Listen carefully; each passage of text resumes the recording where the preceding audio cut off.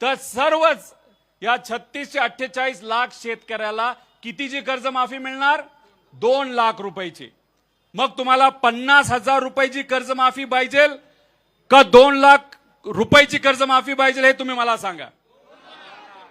आता जर तुम्हाला 3 लाख रक्कम ही देणं असेल बँकेला, त्याच्यामध्ये मुद्दल आणि व्याज धरून पेनल्टी धरून, तर मग तुम्हाला या सरकारच्या योजनेच्या अंतर्गत आधी स्वतःच्या खिशातून 2.5 लाख रुपये द्यावे लागतील, मग तुम्हाला 50,000 रुपयाचा लाभ मिळणार। चालणार आहे का? बरं 2.5 लाख रुपये तुमच्याकडे आहेत का?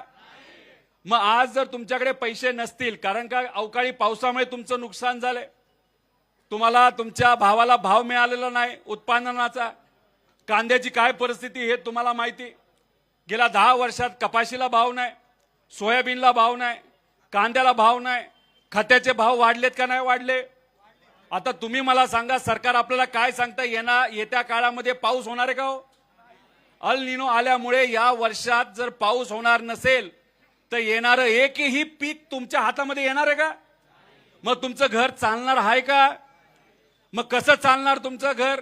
कसा खर्च निघणार? तुमची मुलं जर कॉलेजमध्ये असतील त्याची फी कशी भरणार?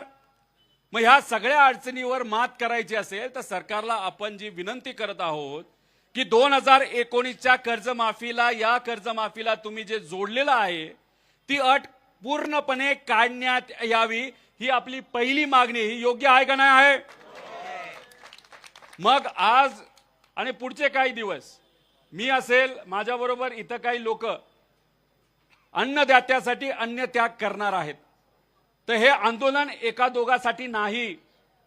इथं इलेक्शन आहे का? कुठे काय आपल्याला मतं मिळवायची आहेत का? पण ही अडचण शेतकऱ्याची आत्ता जर नाही सोडवली तर पुढचं वर्ष आपल्या शेतकऱ्याचं अतिशय अडचणीचं जाऊ शकतं, म्हणून हे आंदोलन आपण इथं करत आहोत।